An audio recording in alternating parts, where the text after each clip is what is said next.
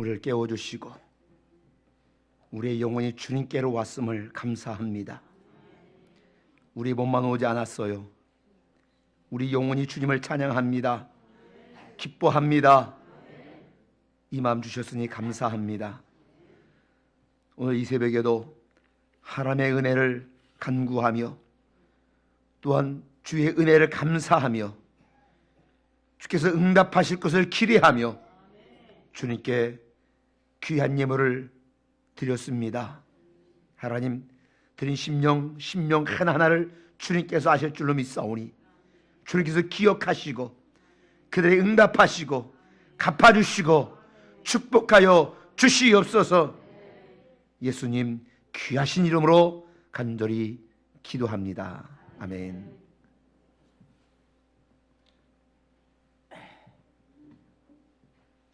할렐루야. 세상 진지하신 여러분, 그렇게 얘기해도 찬양할 때도 세상의 가장 진지한 모습으로 찬양하시고, 그래서 제가 어떤 표정으로 좀 찬양을 하는가 저 앞에 나가서 불러라 옆에 가서 이렇게 보니까 거의 대부분 사람들이 가장 진지한 모습으로 하나님을, 여러분 속에 이렇게 진지한 그 믿음이 있는 것 같아요. 조금 더 즐거워하며 그렇게 하면 찬양할 수 있으면 좋았을 텐데. 영서야, 이리 와봐. 이리 와봐 빨리.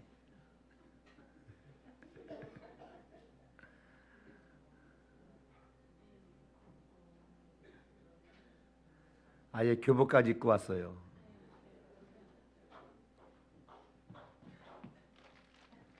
너 설교 듣다가 졸을 것 같아.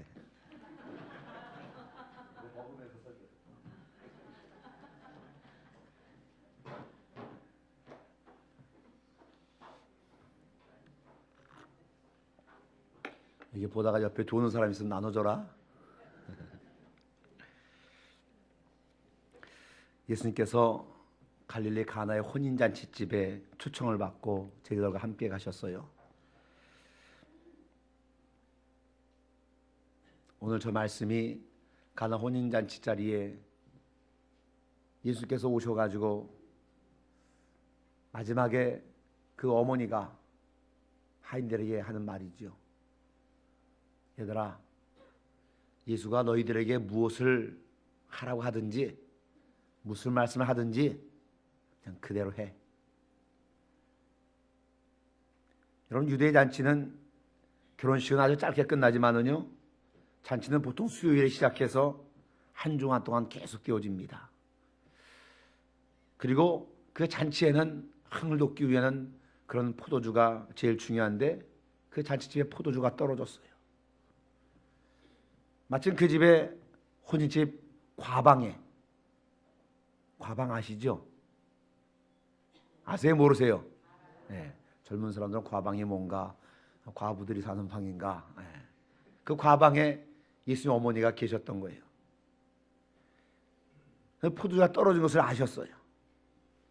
예수님께서, 마리아가 예수께 가서 말합니다. 포도주가 떨어졌어. 어떻게 하지? 예수님께서 대답을 합니다. 여자여, 나와 무슨 상관이 있나이까? 아직 때가 이르지 아니하였습니다. 예수님의 어머니가 아무 상관도 안 하고 그 이야기를 듣고 난 뒤에도 하인들을 불러서 오늘 본문 말씀을 하는 겁니다. 얘들아, 예수가 무슨 말을 하든지 너희들은 토달지 말고 그대로 해라. 거기 보니까 유대인의 결례를 따라 큰 돌 항아리가 6개 있었다 그럽니다. 그 연구에 의하면 그 돌 항아리의 크기가 어느 정도면 30갤론의 물이 들어가는, 그러니까 우리로 쉽게 얘기하자면 한 113리터 정도, 아주 큰 돌 항아리죠. 예수께서 하인들을 불러서 말합니다. 돌 항아리 그 6에다가 물을 채워라. 그 하인들이 마리아에게 들은 이야기가 있으니까 다 채웁니다. 그러자 다시 이야기합니다. 그 물을 떠서 잔치하는 그런 연회장에게 갖다 주라. 그래서 그 말대로 또 물을 부었다가 물을 떠서 다시 갖다 줍니다. 연회장이 그것을 마시는데 그 포도주 맛이 기가 막힌 거예요. 신랑을 불러서 이야기합니다. 보통 내가 어디 자식집에 가보면은 처음에는 좀 질 좋은 포도주를 내다가 나중에는 좀 물 섞은 포도주와 같이 그런 거를 낸다는 거예요. 그래서 잘 모르죠. 왜 그래요? 처음에는 사람이 술을 먹다가 나중에는 술을 먹어서 이게 제대로 된 것이 잘 모른다는 거예요. 그런데 내가 여태까지 다녀본 중에서 이렇게 나중에 오히려 더 질 좋은 그런 포도주를 내는 그런 집을 내가 본 적이 없다. 그럼 사실은 예수님께서 물을 포도주로 만든 것인데 한 이후에는 아는 사람이 없었다고 하는 거지. 사람들은 아무것도 모르고 그 포도주를 즐깁니다. 여러분, 여기서 가장 중요한 것은 이 가운데 역사하신 하나님의 능력, 하나님의 기적, 이것이 무엇인가 하는 거예요. 여기 본문에 유대인의 결례를 따라 그랬습니다. 이 결례라는 것은 정결케 하는 예식을 이야기하는 것. 한마디로 깨끗하게 하는 것. 이런 유대의 그 모든 그 땅들은 대부분 사막입니다. 여러분, 사막의 정의가 뭐예요? 사막. 어느새 약간 작은 무슨 모래. 이렇게 얘기하는 것 같은데, 사막이 어떤 데냐? 우리는 사막 그러면은 지금 말한 것처럼 그저 모래가 있는 땅, 이것을 사막이다 생각을 합니다. 근데 그게 아니에요. 여러분, 굉장히 기름진데도 불구하고 비가 안 와서 1년에 강수량이 약 250mm 이하, 250mm면은 250개가 많은 것 같지만 2.5cm예요. 1년에. 맞나요? 2.5cm? 25cm인가요? 25cm. 1년 내내 내리는 강수량이 그 정도밖에 안 되거나 아니면은 강수량에 비해서 증발량이 2배 이상인 곳, 이런 것을 사막이라고 하는 거예요. 이 팔레스타인 땅, 예수님 거하셨던 그 팔레스타인 땅은 여러분 굉장히 기름진 땅입니다. 그런데 비가 잘 안 와요. 비가 안 오니까 먼지가 많아요. 또 간혹 비가 오면은 이게 진흙탕이 되어지는 거예요. 그러니까 비가 안 올 때 다른 사람들이 어떤 그 다른 집에 가면은 그들 신발도 샌들이니까, 그러니까 온통 먼지가 다 묻어 있어요. 그래서 먼지를 닦아야 되니까. 또 비가 올 때는 그 발이 그 진흙에 다 묻어 있으니까 또 발을 닦아야 되니까. 그래서 거기 정결케 하는 예식을 따라 항상 물이 준비되어 있다고 하는 것이죠. 돌 항아리가 있고 거기에 물을 부어서. 그래서 언제든지 발에 물에 닦을 수 있게 물이 이제 준비되어 있는 곳이죠. 그런데 그 집에는 그 돌 항아리가 6개가 있었던 거예요. 유대인의 결혼식은 짧게 끝나지만은 말씀드린 대로 그 잔치는 한 일주일 동안 계속됩니다. 포도주가 떨어집니다. 예수의 어머니가 예수께 말합니다. 포도주가 떨어졌다. 예수님이 여자여 나 무슨 상관이 있습니까? 그럽니다. 그럼 어떻게 우리 정서로 들으면은요, 예수님 굉장히 버릇이 고약하구나. 지 엄마한테 여자여가 뭐 여자여가, 이렇게 생각할 수 있어요. 그런데 우리가 잘 몰라서 그런데 성경에 기록된 이 여자여라는 이 여자, 이 말은 헬라어로 구나이라는 단어인데요, 이 구나이라는 단어는 여인에게 쓰는 가장 극존칭 단어라고 합니다. 사랑과 존경의 마음을 담아서 표현하는 그 표현이 이 여자여라는 말, 이 구나이라는 말입니다.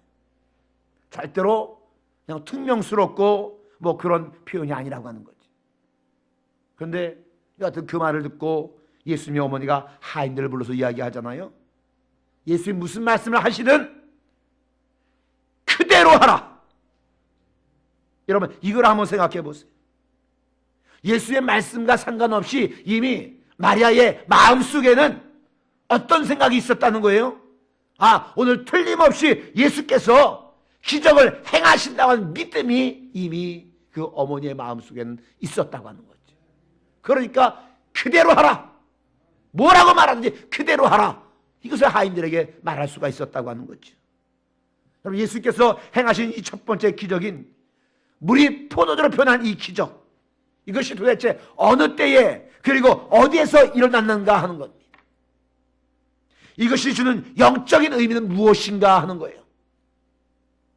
어느 때에 언제 이 기적을 베푸셨는가? 바로 혼인 때에 그 혼인 잔치집에서 이 기적을 베푸셨다고 하는 것. 여기에도 의미가 있다고 하는 거죠. 여러분, 혼인하고 잔치를 할 때는요, 사람들이 기쁘고 즐거울 때입니다. 그런데 이 기쁘고 즐거운 일이 파장이에요. 끝나버리고 마는 거예요. 왜? 포도주가 떨어졌으니까. 쉽게 말씀드리면은 행복하고 즐거운 잔치자리에 그 흥이 있는 때에 흥을 북 돋아줄 수 있는 포도주가 떨어졌다고. 그 포도주가 떨어짐으로 흥이 다 깨질 수밖에 없고, 그래서 주인이 창피당할 수밖에 없고 아주 망신 뻗치는 일만 생기게 되었는데, 예수님이 문제를 완전히 해결해 주셨다는 거지. 그렇습니다. 예수님은 완전히 초상집 분위기로 흘러가던 갈릴리 가나의 혼인집을 이제 다시 잔치 분위기로 바꾸어 주셨다고 하는 거예요. 오늘도 어떤 어려움과 어떤 난간 가운데 있어도, 우리가 고난을 만나고 질병 가운데 있어도 주님만 우리에게 계시면은, 주님만 우리 가운데 임재하시면은 그 모든 어려움과 역경은 다 떠나가고 밝고 환한 축복의 역사가 시작될 줄로 믿습니다. 주님만 오시면. 여러분, 기적이 일어난 장소가 어디예요? 갈릴리 가나의 아주 평범한 가정이었다고 하는 것. 여러분, 결혼해서 새 가정이 출발하는 이곳에 놀라운 역사가 일어났다고 하는 겁니다. 가정에서. 그렇습니다. 기적은 가정에서 일어난 겁니다. 대부분의 많은 사람들이 집안에서는 인상을 써요. 근데 밖에 나가서는 인상을 펴요. 여러분, 한번 생각해 보세요. 그런데 여러분, 가정에서도 좀 인상을 펴세요. 환하게 인상을 좀 펴세요. 자, 스마일. 제가 어저께 설교하면서 우리 성도들의 눈이 좀 작아졌으면 좋겠다 그랬어요. 왜 그런지 아세요? 어제 수요일에 못 나오신 분들, 여러분, 웃으면은 눈이 작아져요. 웃으면은 한번 웃어보세요. 스마일 해보세요. 평소보다 눈이 작아져요. 여러분, 가정에서도 인상을 좀 펴세요. 여기 남자분들 집에서 식사하고 나서 아내에게 아주 맛있게 잘 먹었습니다 인사하신 분들, 할렐루야. 그래도 없지 않아서 다행입니다. 여보, 정말 고마워. 오늘 이렇게 맛있는 밥을 주네. 좀 인사하세요. 여러분, 음식점에 가면은요, 아주 상냥하게 서비스하는 그 알바생이나 그 있으면은, 너무 상냥하게 서비스하면은 여러분, 이 팁이라는 걸 줄 때도 있잖아요. 너무 상냥하게 서비스를 너무 잘해주면. 음식점에서는 주는데 집에서 불평 한마디 안 하고 매일 밥 차려주는 아내에게 팁 한 번 줘보셨어요? 네. 오늘 집에 가서 혹시 아침 드시면 한번 해보시기 바랍니다. 밖에서 처음 본 여자는 싹싹하게 아주 손수건까지 딱 해서 여기 앉으시라고. 내 아내에게는 아무 데나 앉아. 이러면 소위 말하는 나쁜 남자지요. 여러분, 예수님은요, 새로운 가정에 출발한 그 집에 웃음을 다시 회복시켜줬다는 거예요. 웃음을. 여러분, 한번 보실까요? 예수님이 행하신 대부분의 기적과 이적들은요, 기쁨과 즐거움을 상실한 그 가정에서 일어났다고 하는 거예요. 나사로가 죽었어요. 나사로의 누인 마르다와 마리아, 그들의 마음이 아주 깊은 슬픔 가운데 울고 있습니다. 그 가운데 가셔서 나사로를 살려주셔서 그들에게 기쁨을 회복시켜 주셨다는 겁니다. 회당장 야이로 12살 그 어린 딸이 죽었어요. 그 집의 기쁨이 다 날아갔어요. 그런데 그 딸을 살려주심으로 기쁨을 회복시켜 줬다고 하는 겁니다. 나인성 과부의 아들이 죽었어요. 자기의 모든 생명을 그에게 걸고 마지막 소망이 그라고 여겼고 생각했던 그 과부의 독자가 죽었어요. 그 과부의 심정이 어떻겠냐는 거예요. 예수님께서 그 독자를 살려주셔서 그 어머니에게 기쁨을 회복시켜 주셨다고 하는 겁니다. 우리의 모든 삶 속에 우리의 가정 내에 기쁨을 회복시켜 주신 분이 누구냐? 바로 주님이시라고 하는 것. 주님은 그래서 여러분의 가정에 기쁨을 회복시켜 주시길 원하십니다. 여러분, 기적을 베푸신 이유가 무엇이냐는 거예요. 그 가정이 수치와 창피를 당하지 아니하도록 하기 위해서, 결혼한 부부를 위기에서 구해내기 위해서, 그 잔치의 주인을 구원하기 위해서 기적을 베푸셨다고 하는 거지요. 예수님이 나사렛에 사실 때에 성경에는 그 내용이 기록되어 있는데 외경이라는 것이 있어요. 외경. 그 외경에는 이런 내용이 기록되어 있습니다. 여러분, 예수님의 가정이 나사렛에 있었다고 그랬잖아요. 그런데 나사렛 그 동네에 어떤 집안에 무슨 일이 생기면은, 우환이 생기거나 어려움이 생기면은 여인들이 이런 이야기를 했답니다. 우리 저 예수네 집에 가서 예수 엄마 이야기를 좀 들어보자. 그러면 우리의 모든 어려움과 슬픔과 괴로움이 떠나지 않냐? 생각해 보면은 예수의 어머니는 굉장한 상담가였다고 하는 사실입니다. 오늘 말씀에도 보면은요, 마리아 자신이 어려움이 닥친 그 가정, 그 속에 그 문제를 적극적으로 가지고 나왔다고 하는 겁니다. 적극적으로 도와줬다고 하는 거예요. 잔치집에 포도주가 떨어진 것을 알고 이 문제를 해결해야 된다, 이 생각을 가지고 있던 분이 바로 예수님의 어머니 마리아였다고 하는 거예요.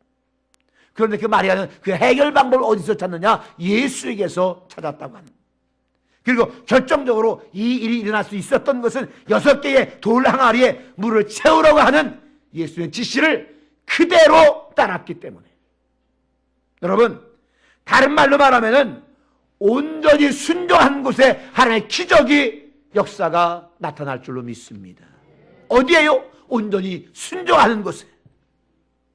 아까 30갤론의 물이 들어간다고 그랬잖아요. 한 113점 몇 리터 정도 되는데 110리터라고 쳐요. 그럼 6개면은 660리터. 제가 왜 이 양을 이야기하느냐면요, 웬만한 부잣집, 손님이 많이 오는 잔치집이라 해도 660리터의 포도주를 사용할 만한 잔치집은 없다는 겁니다. 다시 말하면 예수님께서는 우리가 필요로 하는 것보다 더 풍성하게 기적을 베풀어 주신다는 거죠. 우리가 생각하는 것 이상으로, 우리가 기대하는 것 그 이상으로 우리가 쓰고도 남을 만큼 기적을 베풀어 주신 우리 예수님, 그 주님. 여러분, 물이 포도주로 변하는 것이 화학적 변화죠. 그런데 과학을 공부한 사람이라면요, 물이 포도주로 변한다? 이거 정말로 이해가 안 되는 일이죠. 그런데 예수님은 이 기적을 행하셨다고 하는 겁니다. 어떻게 행하셨느냐? 예수께서 하늘에 말씀하시고 그들은 그대로 따라서 그대로 행했기 때문에, 다시 말씀드리면 순종함으로 이 기적이 일어났다고 하는 겁니다. 이 놀라운 기적과 축복이 일어났다는 것은 다른 것이 아니라 말씀하시고 말씀에 순종할 때에 그 기적은 일어난 줄로 믿습니다. 여러분, 한번 생각해 보세요. 하인들이 물 항아리 하구까지 물을 채우라고 했는데 하인들이 물을 채우지 않았다면 어떻게 됐을까? 그럼 포도주가 안 생기는 거죠. 그럼 그 집은 망신을 당하는 거죠. 모든 사람에게 비웃음거리가 되는 겁니다. 이제는 잔치가 아니라 초상집 분위기가 되어지는 거지. 그런데 이 하인들이 순종했다고 하는 겁니다. 예수께서 말씀하신 그대로 정말 우리의 삶 속에서, 우리의 가정 속에서, 우리의 모든 일터에서 여러분 이런 기적을 원하신다라면은, 여러분들의 논리에, 여러분의 이성에 맞지 않는다 할지라도 하나님의 말씀하시면은 여러분 순종하는 삶을 사시길 바랍니다. 그러면 여러분의 가정이, 여러분의 삶의 터전이 기적의 장소가 될 줄로 믿습니다. 어떤 수도원에서 수도원 원장이 그 속에 들어가서 일할 그 수도사 2명을 뽑는데, 뽑기 위해 이제 1명을 뽑는데, 이제 시험을 봤는데 2사람이 응시를 했어요. 2사람에게 배추를 주면서 저기 밭에다가 배추를 심어라. 그런데 배추 꼬다리가 위로 올라가도록 심어라. 이런 거예요. 한 사람은 그 말 그대로 배추를 거꾸로 땅에 심습니다. 한 사람이 옆에서 세상에 참 별일도 다 있다. 아니, 배추를 거꾸로 심는 사람이 어디 있어? 말도 안 되잖아. 상식에도 안 맞잖아. 논리에도 안 맞잖아. 그러면서 뿌리가 밑으로 가게 정성껏 잘 심었습니다. 여러분, 누가 수도사로 뽑혔을 것 같아요? 정상적으로 심은 사람이 아니라 거꾸로 심은 사람이 뽑혔다고. 문제는 배추를 제대로 심을 줄 아느냐 모르냐가 아니라 그 수도원의 원장의 말에 순종하느냐 안 하느냐를 봤다고 하는. 여러분, 하나님의 기적은요, 순종하는 가운데 일어나는 줄로 믿으시기 바랍니다. 여러분, 복잡하게 머리 아프게 내 머리 쓰지 마세요. 하나님 말씀하시면은 그대로 순종하세요. 내 머리 쓰면은 하나님의 역사 안 일어납니다. 사랑하는 여러분들이요, 하나님의 말씀대로 순종할 때에 기적이 일어날 줄로 믿으시기 바랍니다. 성경은 이렇게 말하지요. 순종의 제사보다 낫고 듣는 것이 순양의 기름보다 나으니 이는 거역하는 것은 점치는 것과 같고 완고한 것은 사신 우상하게 절하는 것과 같음이라. 왕이 여호와의 말씀을 버렸으므로 여호와께서도 왕을 버려 왕이 되지 못하게 하셨나이다. 이게 사무엘이 사울에게 한 이야기입니다. 사무엘상 15장 22절 23절 말씀 그대로입니다. 여러분, 하나님이 사울을 왜 버렸어요? 사울이 하나님의 말씀을 버렸기 때문에, 하나님의 말씀에 순종하지 않았기 때문에, 그래서 사울을 하나님이 버리셨다고. 하나님의 말씀대로 순종하면은 하나님께서 준비하신 복을 우리가 받지만은, 그러나 내 이성, 내 논리, 내 경험, 내 철학, 내 지식, 내 머리 이거 자꾸 의지하고 이거 사용하면은 하나님의 기적은 일어나지 않는다고 하는 거죠. 그러므로 사랑하는 여러분들이요, 여러분의 이성에 맞지 않다 할지라도 하나님 말씀하시면은 순종하시기 바랍니다. 그때에 여러분 기적을 경험하게 될 줄로 믿습니다. 유단강을 밟아라. 이 말씀, 그 말씀대로 법궤를 맨 제사장들이 유단강에 발을 들이니까 유단강 물이 갈라졌다고 하는 겁니다. 그럼 지금 요단강은 굉장히 폭이 좁아져서 아주 좁은 데는 사람이 입는 신과 펄쩍 뛰면 건너갈 정도가 됐는데요, 그때 당시만 하더라도요, 이 모맥을 거둘 때에 그때 우기거든요. 그때는 물이 불어나서 그 요단강 폭이 한 1.4km가 될 정도로 불어납니다. 여러분, 거기에 법궤를 맨 제사장들이 발을 거기다 댄다고 이게 갈라지겠습니까? 여러분, 반석을 치면은 물이 난다는 것이 말이 됩니까? 그런데도 말씀대로 순종하니 다 기적이 일어났다 하는 겁니다. 내 이성엔 내 논리는 맞지 않아요. 근데 말씀대로 행하니까 기적이 일어났다. 여리고성이 무너졌습니다. 언제? 말씀대로 하니까. 하루에 한 바퀴 돌아라. 그때는 절대로 소리 내지 말아라. 그대로 돕니다. 하루에 한 바퀴 도는데 절대로 입을 막고 돕니다. 마지막 날에 7번을 돌아라. 돌고 나서 소리를 일제히 치러라. 그대로 했던. 그랬더니 여리고성이 무너졌습니다. 여러분, 여리고성이 얼마나 두터운 성인지 아십니까? 그 성벽 위에 2대의 마차가 교차할 정도로 그렇게 폭이 넓게 튼튼하게 난공불락같이 세운 성이 여리고성입니다. 그런데 그 성이 무너졌다고 하는 겁니다. 그 이후의 사건 아시죠? 여리고성보다 훨씬 약한 아주 작은 아이성. 조금만 올라가라 말씀했는데 몇 명이 올라갑니까? 3,600명이 올라갑니다. 그런데 그 아이성은 정복하지 못합니다. 왜? 자기 머리를 썼기 때문에. 말씀을 순종하지 않냐고 자기 소견대로 했기 때문에. 사랑하는 여러분들이요, 기적은요 주님의 말씀을 순종할 때에 일어납니다. 하나님의 말씀을 들을 때에 즉각 순종하는 사람에게 놀라운 축복이 일어나는 줄로 믿습니다. 그렇지만은 내 머리 굴리고 내 계산 다 하고 내가 준비할 거 다 하고, 이건 아니라고 하는 거지. 여러분, 하나님의 기적은 내가 준비한다고 되는 게 아니라 하나님의 전적인 역사에 의해서만 기적이 일어나는 줄로 믿습니다. 어떤 교회에 목사님 말을 아주 지독하게 안 듣는 괴짜 장로님이 있었답니다. 그런데 이 목사님이 그 장로님을 포함해서 모든 장로님을 목사님 집으로 초청을 해서 식사 대접을 하는 겁니다. 상다리가 휘어져서 진수성찬을 준비해서 그걸 대접하면서 식사 기도를 목사님이 합니다. 식사 기도를 다 마치고 음식을 막 먹으려고 했는데 초인종이 울려요. 그러니까 목사님 밖으로 나가면서 장로님들에게, 장로님 먼저 드세요. 먼저 드시는데 그 상 가운데 있는 뚜껑이 덮인 것, 그거는 절대로 열지 마시고 다른 거 마음껏 드세요. 그리고 당부하고 이제 나갔어요. 다들 열심히 밥을 먹습니다. 그런데 아까 그 장로님이 그걸 열어보고 싶은 마음이 막 생겨요. 도대체 뭔데 열어보지 말라고 했지. 열어보고 싶은 거예요. 그래서 다른 장로님, 우리 한번 열어보자. 그랬더니, 아이 장로님, 목사님 열어보지 말라고 했는데 목사님 오면 열어주시겠죠. 우리 다른 거나 먹읍시다.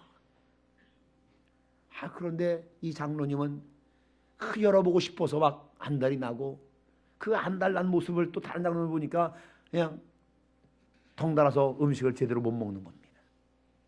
이 장로님이 아예 안 되겠다 해서 뚜껑을 열어보자 해서 뚜껑을 열었더니 그래서 푸드덕 새 한 마리가 막 날아가는 거예요. 난리가 난 거예요. 장로님들이 먹다 말고 그 새를 잡으려고. 왜? 그 새를 잡아서 도로 놓아놔야 목사님 눈치를 안 챌 텐데. 그래서 목사님 오면은 열어온 거 탈로 나니까 그거 잡으려고 막 새가 잡힙니까? 막 상이 엎어지고 막 난리가 난 거지. 여러분, 교회를 누가 망친 줄 아세요? 바로 그런 사람이 망친다고 하는 거예요.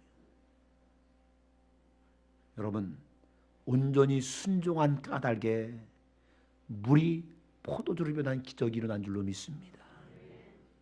하나님 말씀에는요 내 머리 쓰면 안 되는 거예요. 하나님의 말씀 앞에서는 혹 담임사간의 이야기도 잘못됐으면 잘못됐다고 이야기할 수 있습니다. 성경에 벗어난 이야기를 하면은 그것이 아무리 담임사간의 이야기라 하더라도 그건 안 되는 겁니다 라고 말할 수 있어야 돼요. 그러나 성경을 이야기하면은 내 이성과 내 논리와 내 경험에 맞지 아니해도 하나님의 말씀으로 받아들일 때에 하나님께서 그를 통하여 놀라운 기적을 베풀어 주실 줄로 믿습니다. 예수의 첫 번째 기적은요 다른 것이 아니라 순종함으로 일어났다라고 하는 겁니다. 출애굽 마지막 겟세마네에서 기도할 때 뭐라고 기도하셨어요? 하나님, 내 뜻은요 이 잔이 내게서 지나가는 게 내 뜻입니다. 십자가의 잔이 내게서 지나가는 것이 내 뜻입니다. 그러나 하나님, 내 뜻대로 하지 마세요. 하나님 뜻대로만 하세요. 이게 예수님의 기도였다고 합니다. 아버지의 뜻대로만 되기를 위해서 살았던, 아버지의 말씀에만 기울이고 살았던 예수님의 삶처럼 우리의 삶이 그렇게 되어지기를 바랍니다. 저와 여러분들이 언제나 민감한 센스를 가지고 영적인 분별력을 가지고 하나님의 말씀에 순종해서 이런 모두가 기적의 주인공들이 될 수 있기를 주의 이름으로 축복합니다. 우리는 그동안 내 이성과 내 논리와 내 소견대로 산 것이 얼마나 많이 있었습니까? 하나님의 뜻과는 상관없이, 하나님의 말씀과는 상관없이 그저 내 계산으로 하나님 말씀하셔도 내 생각으로 이건 아니다 하고 부정하면서 내 뜻대로 산 적이 얼마나 많이 있었냐 하는 거예요. 여러분, 내가 먼저 개선하지 아니하고 그저 믿고 순종하면 틀림없이 기적이 일어날 줄로 믿습니다. 하나님은 능히 행하실 수 있습니다. 죽은 사람도 살리시는 그분, 우리에서 무엇을 못하시겠습니까? 우리가 믿고 순종하면 놀라운 역사가 우리 삶 가운데 일어날 줄로 믿습니다. 우리 기도하겠습니다.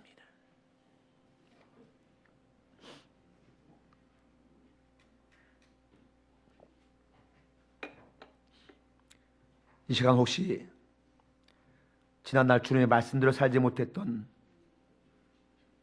그런 모습들이 기억나면은